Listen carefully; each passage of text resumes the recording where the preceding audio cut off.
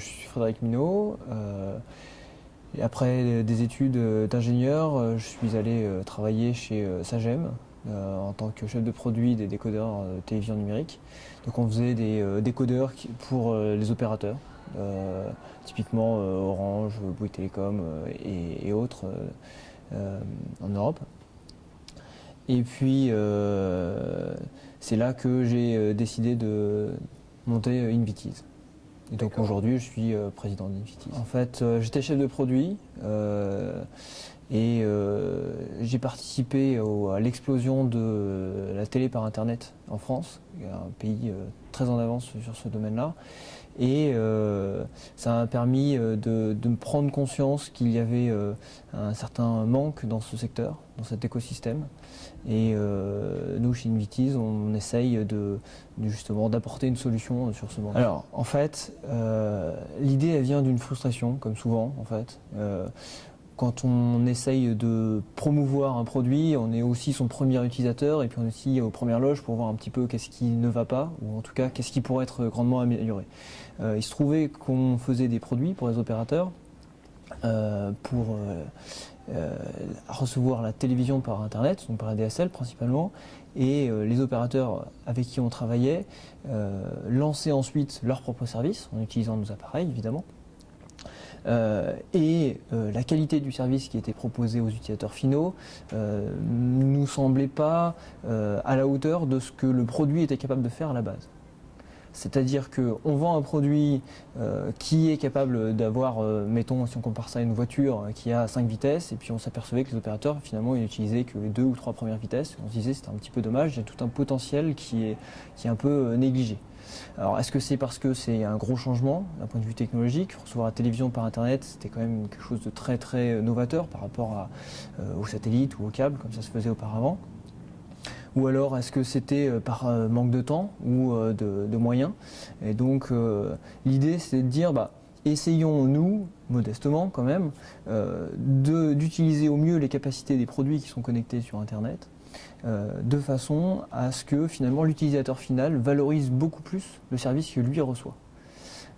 Et ça, on s'est dit qu'il y avait de la place pour une jeune entreprise qui fasse du logiciel et qui propose ses services aux opérateurs pour justement améliorer l'utilisation qui est faite des différents produits qui sont mis à disposition des utilisateurs. Comment est-ce qu'on va, grâce à cette voie de retour, profiter de cette voie de retour et ainsi apporter de nouveaux services aux utilisateurs qui n'ont pas jusqu'à présent sur leur télévision et qui pourtant pourra apporter un réel plus au service télé.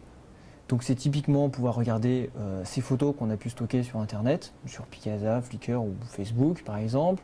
Ça pourrait très bien être consulter des vidéos qui existent sur internet. YouTube aujourd'hui c'est une bibliothèque phénoménale de vidéos qui sont très facilement visibles sur un PC et qui sur une télé par exemple aujourd'hui c'est pas encore tout à fait ça. Donc en gros l'idée c'est de dire on a une voie de retour. On a une connectivité, une interactivité qui est possible avec les appareils qui sont connectés à Internet. Essayons de pousser ce modèle-là à l'extrême de façon à ce qu'on apporte le plus de services possible à l'utilisateur quand il en a besoin. On n'est pas là non plus pour transformer la télé en PC. Mais en tout cas, rendre l'expérience beaucoup plus sympathique sur une télévision. Et faire rentrer un petit peu la télé dans le monde du... On va se mettre du côté des opérateurs, puis on va leur proposer nos services, de façon à ce que finalement, ils aient des outils suffisamment puissants pour pouvoir continuer à se battre face à des Google, des Apple et d'autres acteurs qui sont en train d'arriver aussi. Nous, ce qu'on propose à l'opérateur, c'est lui donner un certain nombre d'outils, comme je l'ai expliqué tout à l'heure. C'est donc une plateforme sur laquelle il va pouvoir brancher des services qui lui paraissent pertinents par rapport à ses utilisateurs, son marché.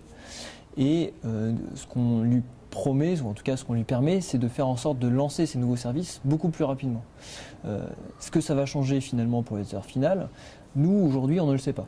C'est l'opérateur, comme par exemple un Bouygues Télécom, qui va décider qu'est-ce qu'il va proposer de nouveau à ses abonnés. Sauf qu'à partir du moment où il va avoir l'idée, nous là où on intervient, ça va être pour raccourcir son cycle de mise en production de cette idée. Ça veut dire qu'à partir du moment où il aura envie de lancer un service de partage de photos par exemple via la télé ou de vidéoconférence ou que sais-je, il va pouvoir le lancer chez les utilisateurs finaux en très peu de temps comparé à un service qui mettrait en production de manière classique. Alors pour donner un ordre d'idée, un service classique, entre l'idée et la mise en production, c'est-à-dire en gros jusqu'à ce que les utilisateurs puissent l'utiliser, il y a au minimum 6 mois.